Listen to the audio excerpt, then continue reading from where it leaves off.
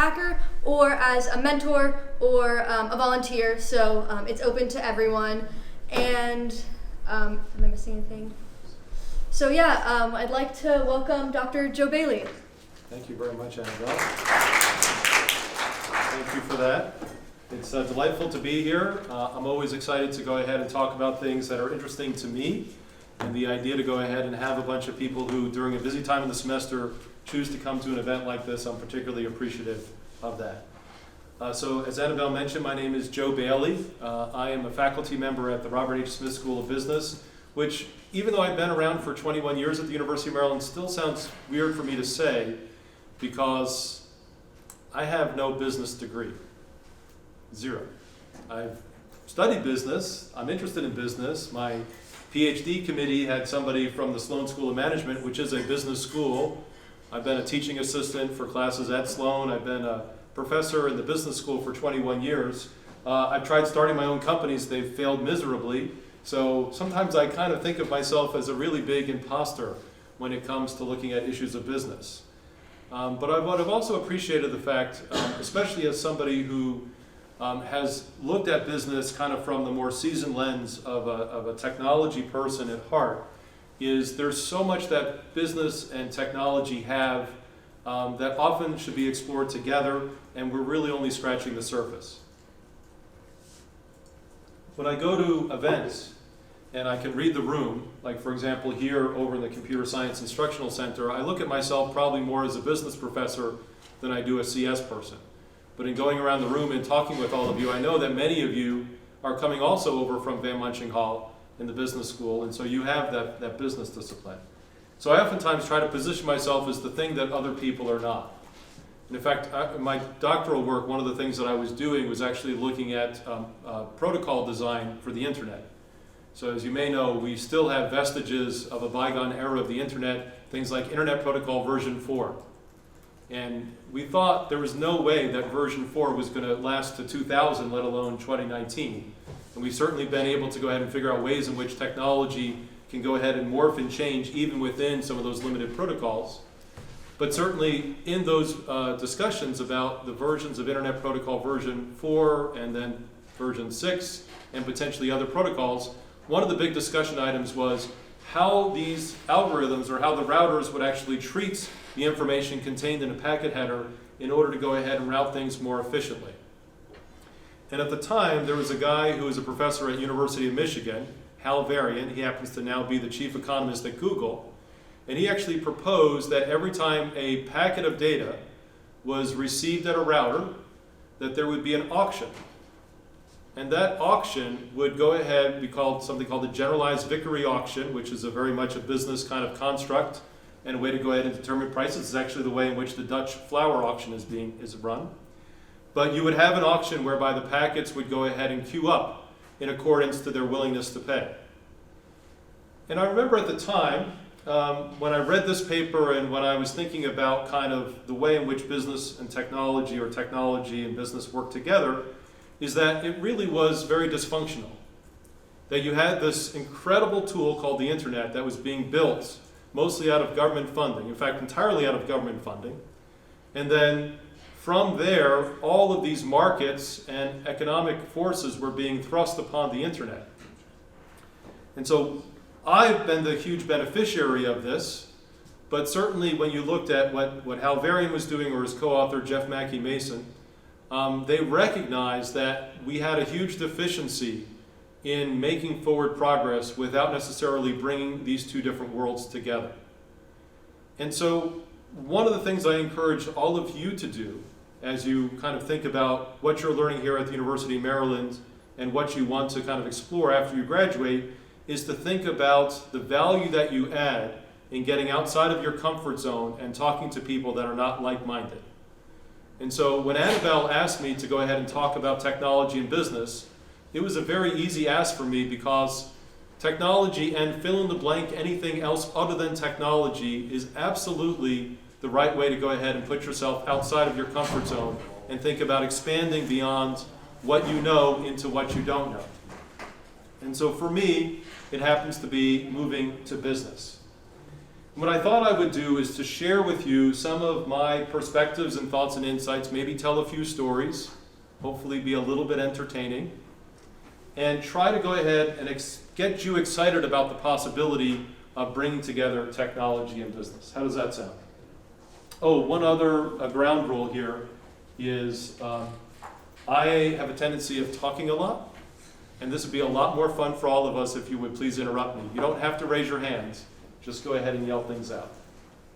Does anybody want to start and break the ice and go ahead and ask a question before I get going? No. Thank you.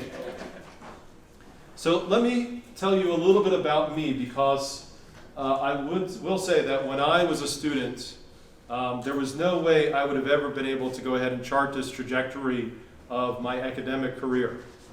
And as you can see, I went to 3 schools with monochromatic logos and then finally landed at where I should be, which is at the University of Maryland with the good black and gold and red and white. Go Terps. I went to Carnegie Mellon as an undergraduate because I didn't get into MIT. And in fact, we actually had shirts printed at Carnegie Mellon, which was the top 10 reasons why you went to Carnegie Mellon. And the top reason was I didn't get into MIT.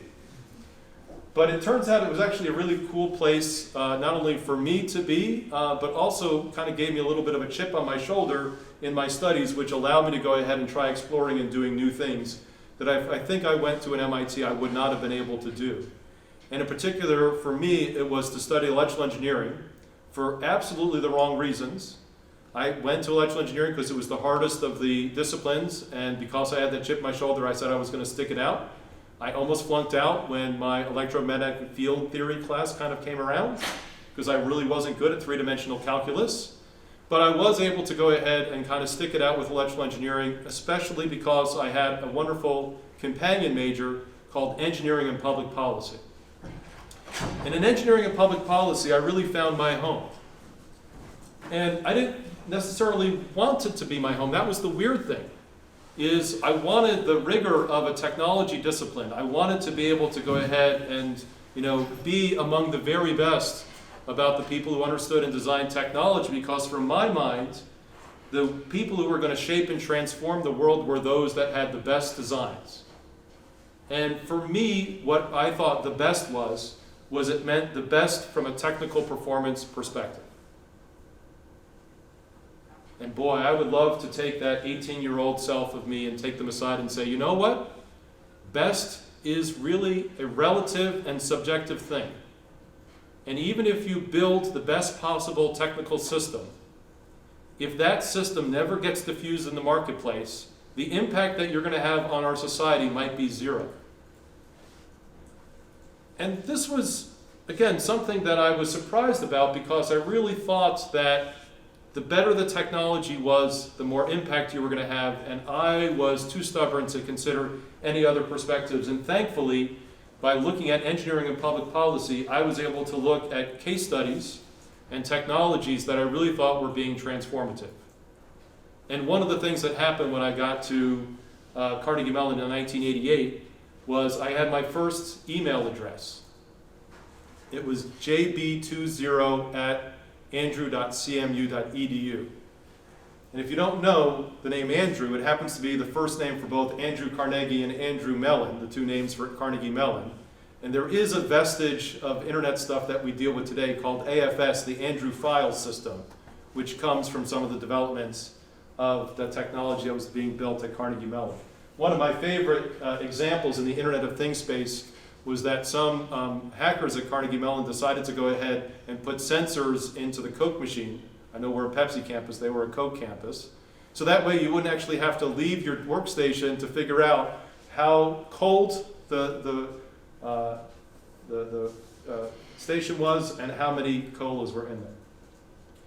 So I went on a few job interviews thinking that I was going to do technology, and I recognized a few things. The first thing was I was going to suck if all I was going to do was technology.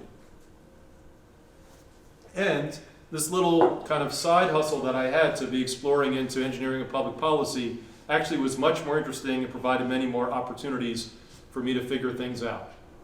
So I looked at my portfolio of classes, looked at that C I got in electromagnetic fields, was happy about the A I got in digital logic, Wasn't quite sure where I felt about some of the things that fell in between, but recognized that I wanted to go ahead and continue on my studies. Another kind of lucky turn of events, the economy sucked in 1992 when I was graduating.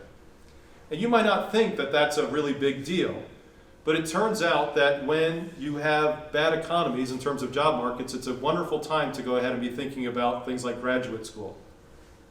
So having put up with enough of the winters in Pittsburgh, I somehow got into Stanford and decided to go there for a program in engineering economic systems, and really wanted to kind of look at the way in which telecommunications and communication systems interacted with our economic systems.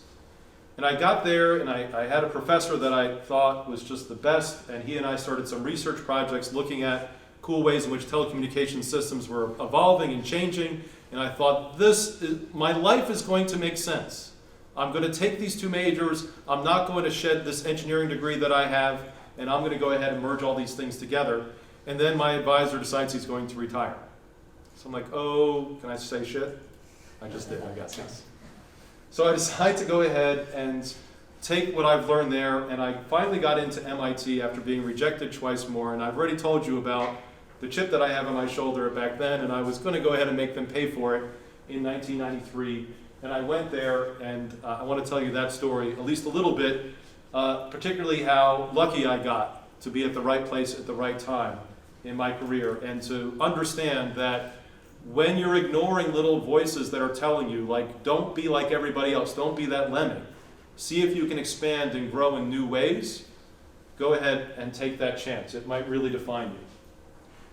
And I'll get back to it, but when I landed here at the University of Maryland in 1998, there weren't many business schools that were willing to go ahead and hire somebody with a PhD in engineering, even from a place like MIT.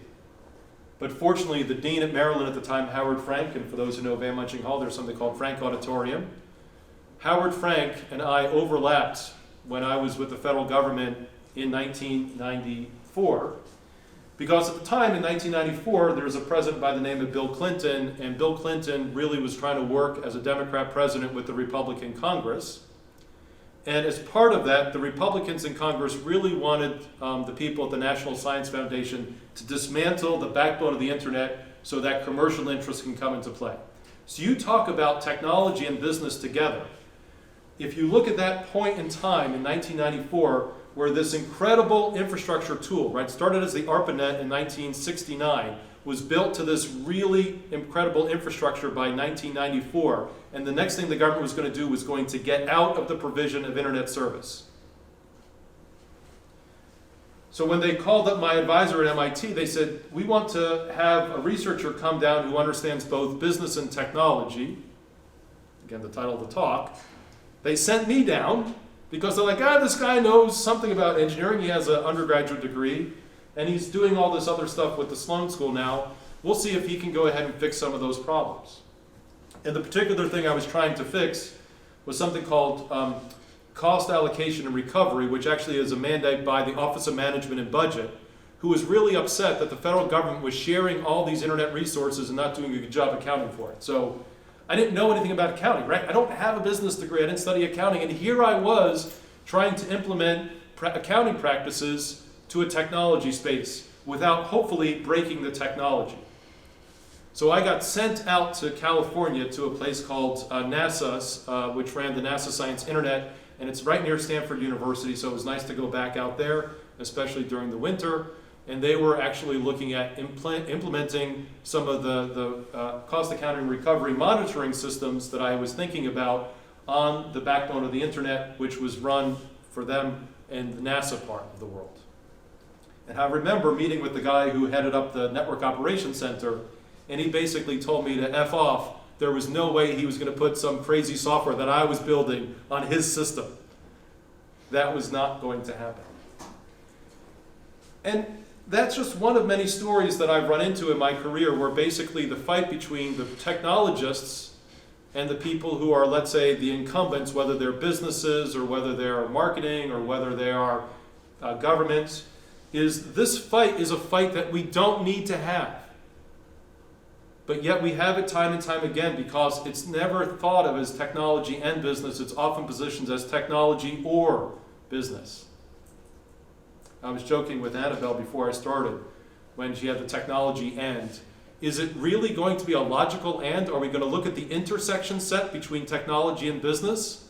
Or should we really have the union of technology and business? And from my perspective is that if nothing else that you can take away from today, if you basically understand, you're familiar, right, with logic and Venn diagrams? And I know they don't give me much room to work with here, but let's just say if we look at this as technology, and I use the business, this is the intersection set, and what I want you to do is I want you to take the union of these two things. Look, it almost looks like a heart.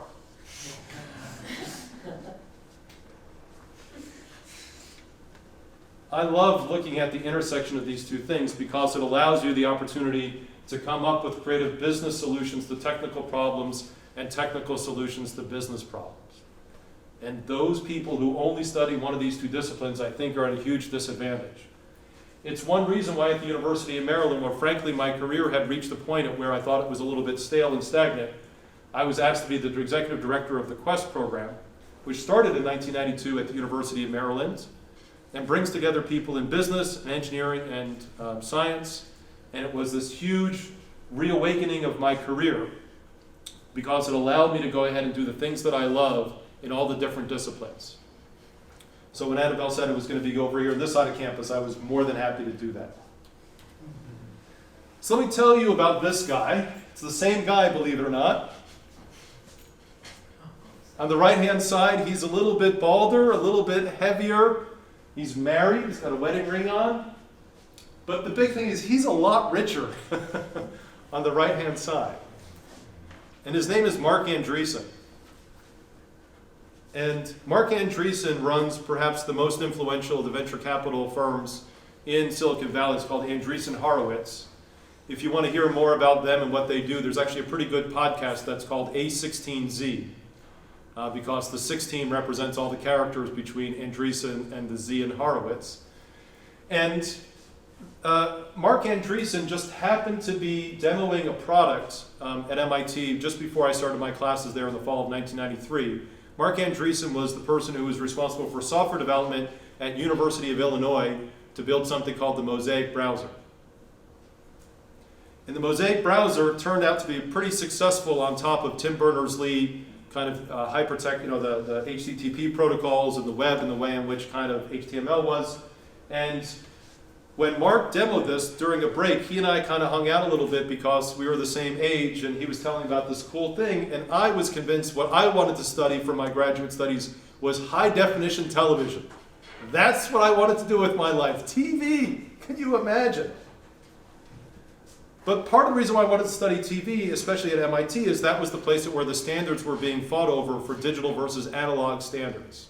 And as you might know, what actually happened, and it's a cool story that needs to be told, is the discussion about the standards, which were really based in EE, went away completely when it was moved from a EE discussion to a CS discussion. You don't need to decide on one standard if your hardware is smart enough to have the software to decode a set of standards. Even if it's hardware set of standards. I mean, goodness, we walk around with phones that are able to go ahead and hop among the different frequencies, even here in the United States, let alone by the time we get over to Europe. And we could talk about the frequencies and the carriers that are there. So Marc Andreessen says, what are you doing here? And I'm like, well, I'm here to go ahead and look at high definition television. And he says, well, that's great. Let me show you this thing we call the Mosaic browser. And it wasn't that he was just showing me static web pages. He was streaming video on the internet in 1993. And what I should have done right then and there was to basically say, screw HDTV, I want to do this internet thing. It took me about 6 months to figure it out, but like, if you can stream video over the internet, who cares what the Federal Communication Commission is doing when it's looking at standards and what you can send over the airwaves? So all the things that I was studying that fall term at MIT, orthogonal frequency division, multiplexing, ways in which you can do kind of sideband interference, kind of resolution, any error corrections you can put within digital. These were big, important discussions that were happening at the time. And of course, now in retrospect, you're like, who cares? let's just go ahead and get a big fat pipe to go ahead and throw down as many bits per second as we can do, and let's go ahead and give whatever standard is going to be there. And I'm very thankful that this guy, there's no way he would remember me, by the way, but I'm very thankful to this guy because he's the one who kind of said, here it is. And that powerful demonstration of technology was hugely influential, not only in my thinking about my own career path, but in the ways in which I think about business and technology. So, well done, Mark. Okay, any questions or comments? All right, you're like, how could this guy, he's still back in the 90s, can he please get today? I promise I will. But one more story about the 90s, and this has to do with, again, better to be lucky than good. I was lucky to go ahead and be asked to, my dissertation, by the way, was actually about e-commerce, of all things. I was really interested to see how technical design criteria, especially lower down in the stack, was going to influence markets. And the technology, of course, that I knew, everything from router design and protocol design, was the internet. And the markets that I was exploring, which I only knew really as a consumer, was retail. And so I decided to go ahead and look at how competition among retailers on the internet was affecting prices. And most economists at the time, and here I am starting to work with economists, not just Hal Varian and Jeff Mackey Mason, but all these other economists that have basically looked at the internet and they said, you know what, the internet is going to be a purely competitive market. You're not going to make any profit, and because of that, no retailer would ever set up shop. Last I checked, Amazon is in the top 5 market capitalization companies. Now, granted, they're not just a retailer. Amazon Web Services is awfully pretty big. But clearly, when Amazon decided to go online, my dissertation looked at the prices that Barnes & Noble and Amazon had before, during, and after Amazon's entry. And I remember when I had that chart in my dissertation, my computer science advisor, not my Sloan professor, looked at that graph and he goes, that chart, you can get a PhD for that chart alone. And I thought, I almost said F. Okay. Thought, holy cow, like if you told me that years ago, I would have saved a lot of time and effort. But what I also recognize about, like, it's the journey. It's not necessarily the destination, especially when it comes to technology. If you're curious how it works, if you're curious about the linkages, spend some time, get yourself involved, even if your background isn't necessarily in that area. Annabelle just presented earlier today a project which actually looked at the transportation sector. Annabelle knew nothing about the transportation sector, but now she knows a little something. And you know what? Better yet, when the next technology comes along, instead of closing her ears and saying, that's not what I do, I'm a computer science major, she's going to figure that one out too. And kind of scratching the surface about this, you know, and I will get to this picture in a second because I'm sure you're thinking, what the heck is that? Is if you just don't scratch the surface, if you actually get involved, you can have a much more understanding and frankly a much more fruitful discussion because you can show that you're willing to accept what the other people are doing and why it's important. Right now, there's still debates about something called not universal service, that is important, but about net neutrality. The idea when packets are being sent over the internet, whether or not they get throttled in any way, whether they get dropped or queued in a different way. Nobody, thankfully, is resurrecting Jeff and Hal's discussion about doing auctions at routers. But what they are doing is making opinions about whether net neutrality is good or bad without ever understanding the way protocols are designed and the way the internet works.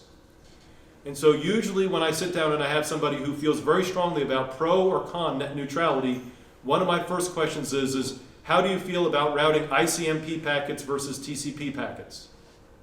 And I know I just lost some of you, okay? But if you actually look at the way in which the internet is designed, TCP and IP are two important protocols, but they're not the only ones. And if you understand that ICMP packets are needed to go ahead and update routing tables, and you go ahead and throttle those packets, or potentially don't allow them to get priority service, you are missing the opportunity to go ahead and solve a congestion problem, which affects everybody.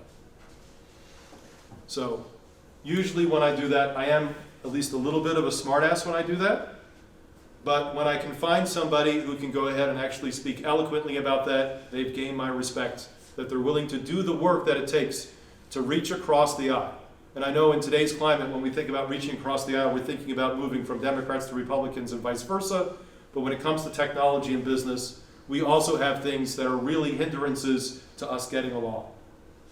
And in fact, I remember at my MIT graduation, we had Bill Clinton was the speaker, but when the Sloan people were recognized for their degrees, all the engineers booed them. I was sitting with the engineers. I think I actually booed them. I already accepted a job at the University of Maryland in the business school, and even though I was booing at that moment, I recognized something is wrong about this. I shouldn't be booing these people who are in a discipline that I'm aspiring to do well in. So please don't boo. Okay, so this picture.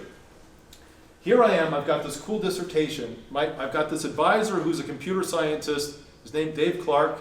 He actually is one of the really important players in the 1980s in development of internet protocols. And he basically helped me understand what was going on. I spent all my time running around between my different committee members trying to explain what the Sloan professor was doing to the CS professor, what the CS person was doing, and what I recognized by pollinating all this information across these different disciplines is I was building the type of foundation that has served me well in being at the intersection of business and technology. Not because I only want to talk with other people at the intersection, but I want to be that person who helps bridge the divide between these two. So here I am, it's 1997. I'm asked to be a consultant for a group called OECD, the Organization of Economic Cooperation and Development.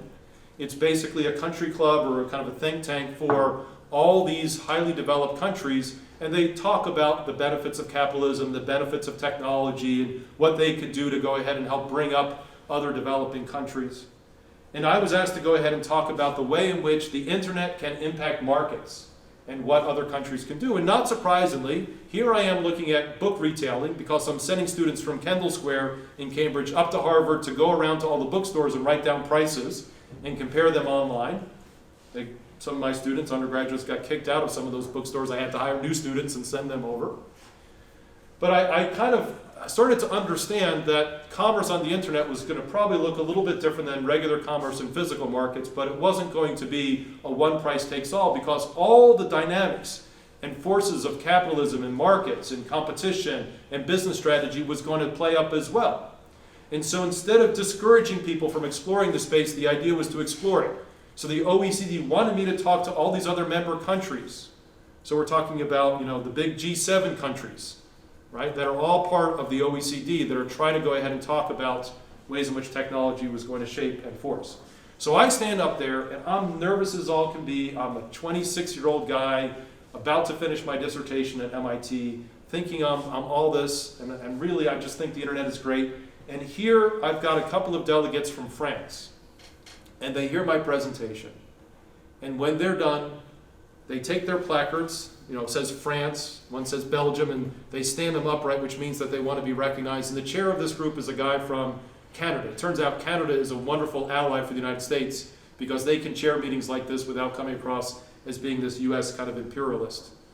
And so they recognize the person from France. He puts his placard down. He says, thank you for, by the way, even though the whole meeting was in English and nobody had the little headsets, the OECD meetings are bilingual, so he wants to ask the question specifically in French, which is a language I don't know. I got to fumble for the earpiece and put it on. He thanks me profusely for my study. It's a wonderful study, but says what I should have done was not look at the internet as the technology of choice. I should have picked a technology which was 100% diffused among all the citizens of a country, a technology that's made a significant impact, a technology that's much more affordable than this internet thing, and that's called the Minitel. And that's what this is. It's called the Minitel system. It works at 300 bits per second. And in that Minitel system, with this chiclet keyboard and this really small screen, the French government was helping promote the ways in which kind of technology could be diffused universally throughout it. And like many things that the French government did and does, it was thought as that one size fits all that was going to go ahead and be used by all citizens as opposed to a dynamic technology where market forces could potentially shape and change the way it was. French engineers understanding what they thought the market would want as opposed to letting market forces bring it in. Now I'm going to come back to this, but there's a big difference between taking technology that you think is cool and shoving it down people's throats versus people who have an appetite for technology and want to consume it. And so Business 101 is, buy low and sell high, yes, that's still true. But business 102 has got to be is, don't try to force your customers to buy something they don't want. They should buy things that they want or that they're going to want. And when you think about people like Steve Jobs, who had this incredible knack for anticipating what customers wanted, and being able to design products for what they wanted, it's amazing to think that he can do that without having to listen to the voice of the customer. So the Minitel system is something that I think about whenever I think about engineers that forget they actually have to listen to customers. There's other technologies that we can pick on in the United States, but I think that's a fun one. All right. So this thing. One of the fun things that I've gotten to do over the past several years, and why I actually took a break from the Quest program, was I spent a year at the patent office building machine learning algorithms to uncover better prior art. And in their place in Alexandria, Virginia, one of the displays they actually had was all the artifacts that showed mousetraps. And the saying goes that if you build a better mousetrap, the world will beat a path to your door. And so in preparation for today's talk, I actually pulled this picture, which is part of the specification of a patent that's been issued to a US inventor for a better mousetrap. And this was published in 1996. I know you're thinking, it's still in the 90s, Bailey, come on, let's move on, right? But mousetraps. If you build a better mousetrap, will the world beat a path to your door? And the answer is no, they will not. Just because you have something that you think is great doesn't mean that people are going to go ahead and find you. You have to do things like promotion and marketing and communication and listening to customers. All of those things actually matter. Because again, a technology that sits on your shelf isn't necessarily going to change the world. It actually needs to be consumed and used. And in fact, I would argue that if consumers are using what you're doing and you're learning from that, your technology is going to improve as well, if you listen to them.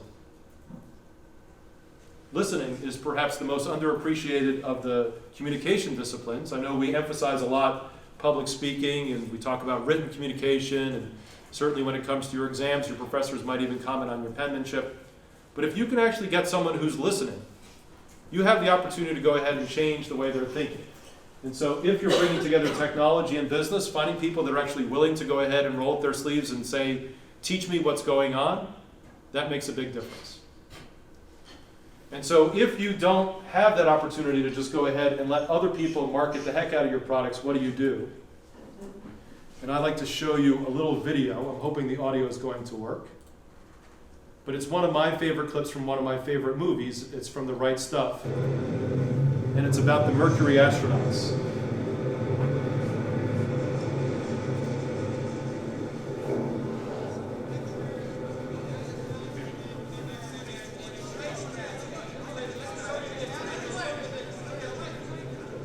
This, by the way, is the first time that the scientists and engineers who built the capsules for the Mercury rockets is being displayed. And you can see the people who are in the silver suits. These are all the astronauts for the Mercury. And of course, the scientists are very proud of the technology that they've built.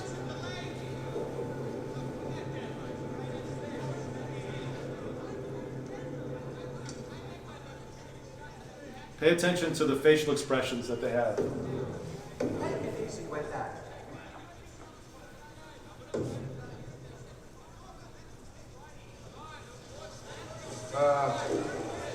Where you plan on putting a window?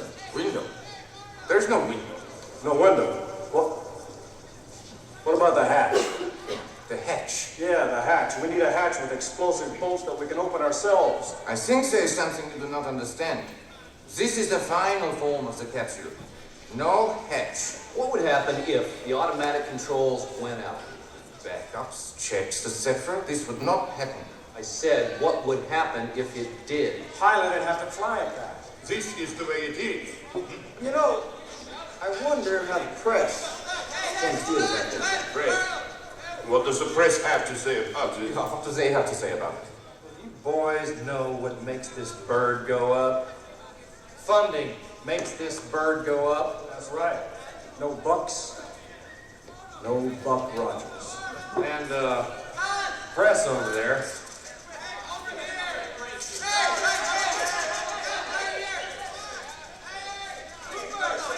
They all want to see Buck Rogers. And that's us. Buck Rogers. You see, those fellas over there, they've been making us out as the 7 finest and bravest pilots in all America. And if a story were to come out in the press that we were not being allowed to fly as pilots, We want a window. Right. So you can see, something else is gonna play if I'm not careful here. All right, so no Bucks, no Buck Rogers. And everything from the way in which kind of the countenance of the scientists and engineers were to the way in which the astronauts kind of responded.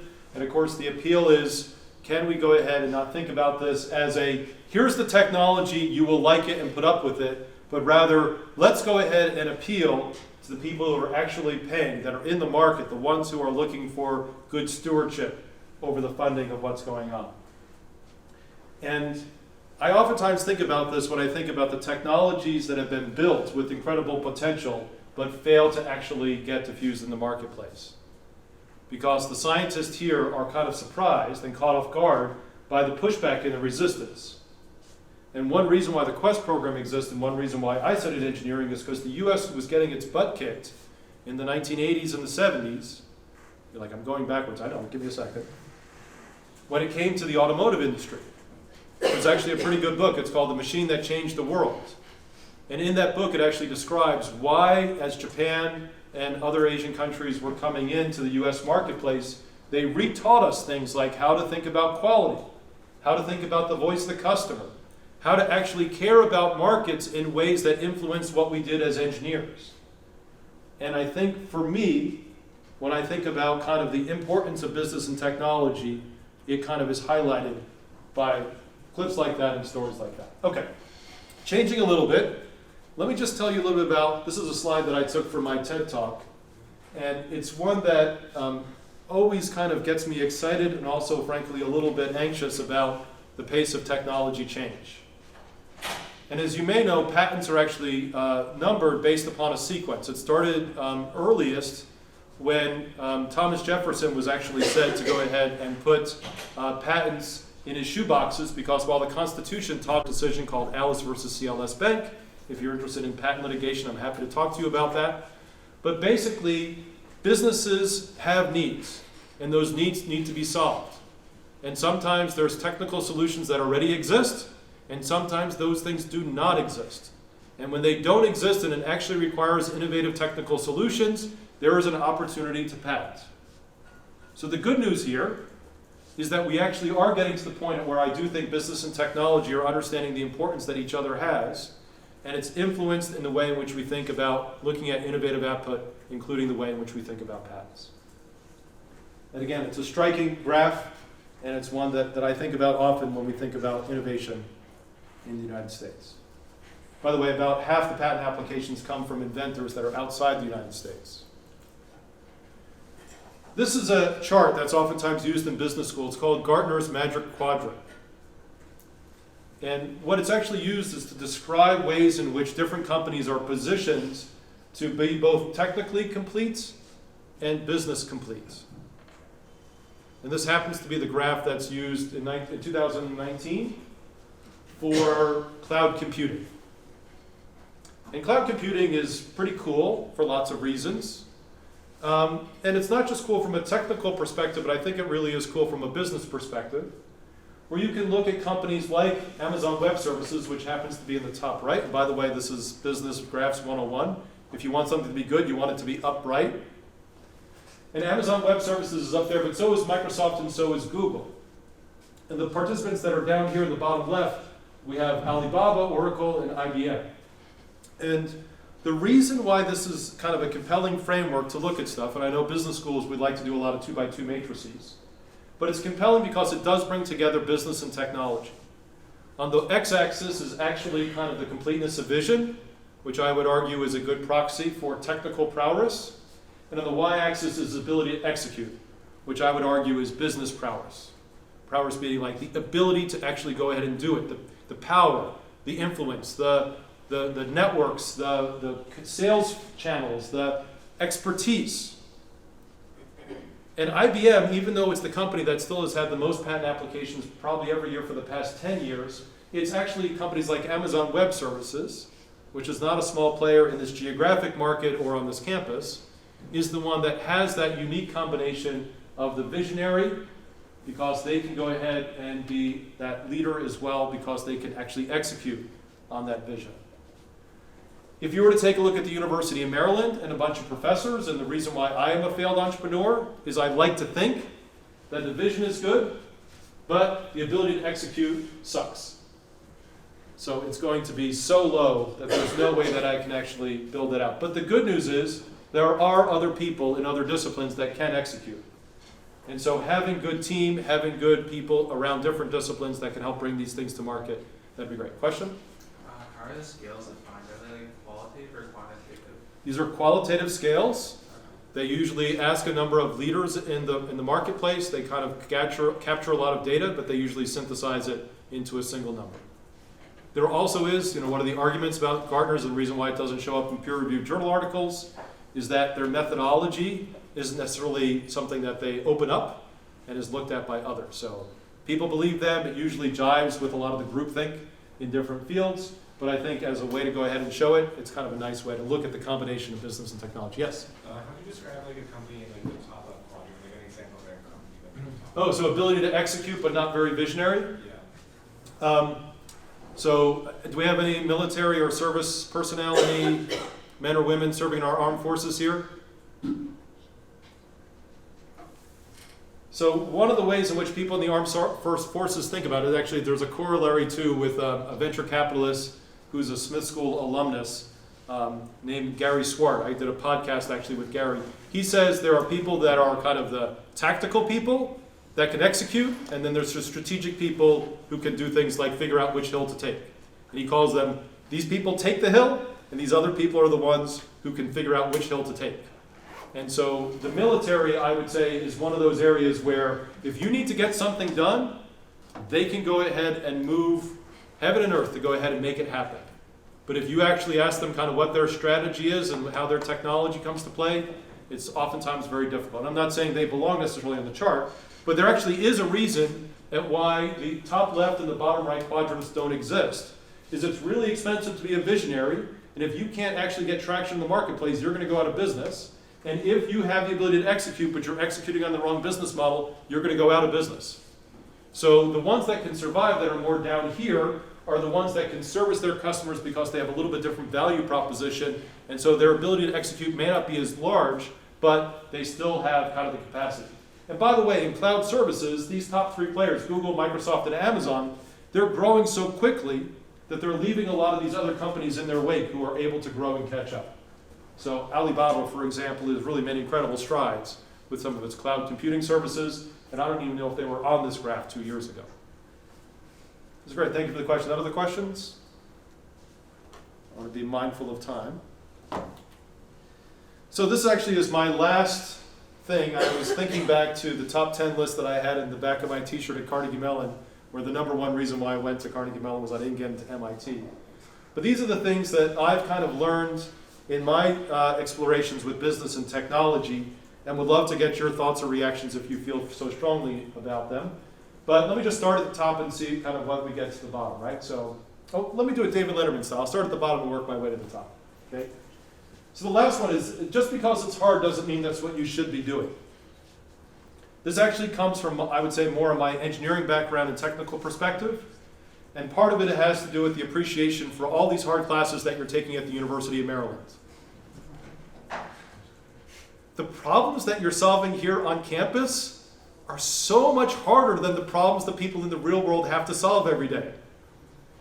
Because what we do is we say, the problems you have to solve in the real world are easy, let's make them really hard, because if you can do the really hard stuff, then you could go ahead and do the easy stuff. So, first of all, if you ever get intimidated when you're sitting in a lecture hall with the people looking around you, and you have something that's called the imposter syndrome, which is that you don't belong there because everybody else is smarter than you, give yourself a bit of a break, right? You got into this great university, you're taking really hard classes, you may not be getting the grades or scores that you want, but you're doing well. Just because it's hard doesn't mean that's what you should be doing. In fact, what I've learned over time is the unfair advantage that many people have is when it's easy for you and hard for everybody else, that's what you should be doing. So stick with it. Not everybody has to really understand electromagnetic field theory to do well and get a PhD in engineering. It also means that don't make the technical thing more complicated. If there are ways to go ahead and find business solutions to solve technical problems, by all means, go down that path.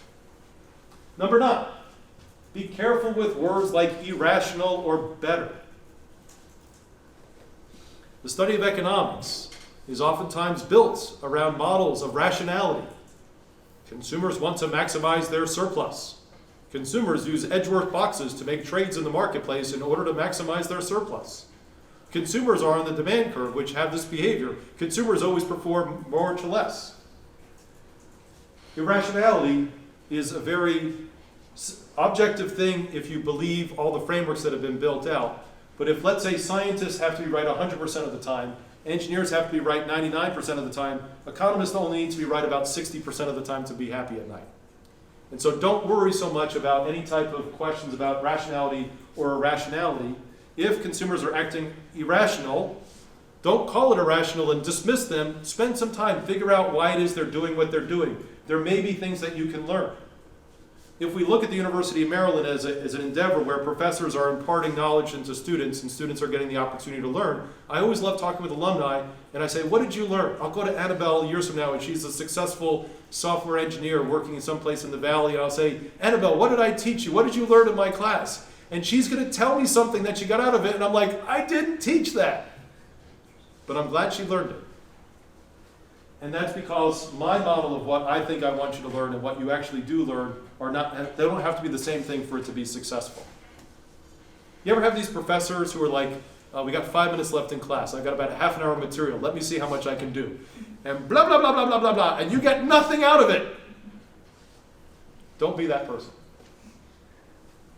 Better is also a challenge too, because better depends upon some type of criteria or metric of what it means to be better or worse than something.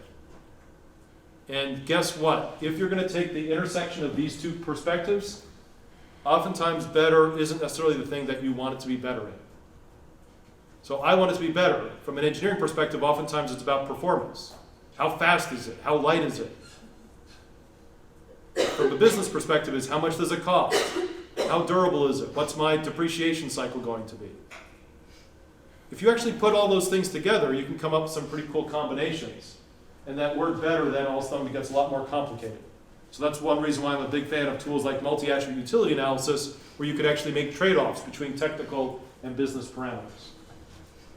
Number 8, the speed to market is essential. I don't think I have to explain this all that much, but basically in saying, like, if you can go ahead and get real customers and real data and understand what's working and what's not working, it's an incredible opportunity for you to go ahead and learn and stay ahead of the curve, not only from a technical perspective, but to actually do things like have revenue streams. And hello, the more revenue you get, the more you can invest in R&D. So if there's no bucks, there's no Buck Rogers. If there's no consumers that are parting with their money to buy your products, it's going to be very difficult to go ahead and sustain technological progress. It's the reason, number 8, by the way, that on Facebook's campus, which they've repurposed Sun Microsystems, they kept the Sun Microsystems sign, they just flipped it around, and they put Facebook on the front of it to remind everybody that Sun Microsystems used to be a top dog and they're gone now. And it's why Google on their campus, they've got a dinosaur. Because dinosaurs were once the top, dinosaur, and humans came around and decided to become the top. Number 7, diffusion of technology matters just as much as design. If you spend all your time coming up with the best possible design without actually getting customers, you're probably not only slower, so number 8, but you also might be missing an opportunity to have some influence and to learn. And sometimes it's not the first to market that matters, but it's the first best to market. Number 6, ethics matters. And here is something that I would just encourage all of you to recognize, that you as individuals have an ethical and a moral compass that should be listened to. And it's one of those areas where I do think business and engineering actually align very nicely. One of the jobs I had or applied for when I was coming out of my master's program was to go work for a bank and do finance work. And they were offering credit cards to high-risk customers. And somewhere in the middle of the day, I kind of turned to the guy I was going to work for and I said, like, how do you sleep at night knowing you're driving all these people into bankruptcy? And at the end of lunch, he turned to me and says, thank you for coming up here. We've canceled the rest of the visits the rest of the day. Go back to Stanford. And I was happy in retrospect to do that, pretty pissed off with myself at the time. But ethics matter, and ethics are actually one place where we can actually bring together business and technical perspectives and make sure the products that we're building are things that consumers want, and do things like protect our brand and our reputation to make sure we're not just selling bad technology. Number 5, technology is more than an artifact. For me, when someone says, you're an engineer, what do you do? Like, I can fix this, I can build that. And yes, those things are true, but the process matters tremendously. I think chemical engineers have an advantage here because so much of chemical engineering isn't just about the compounds, but it's the way you make the compounds. And if you could do it more efficiently than your competitors, you can do much better in the market.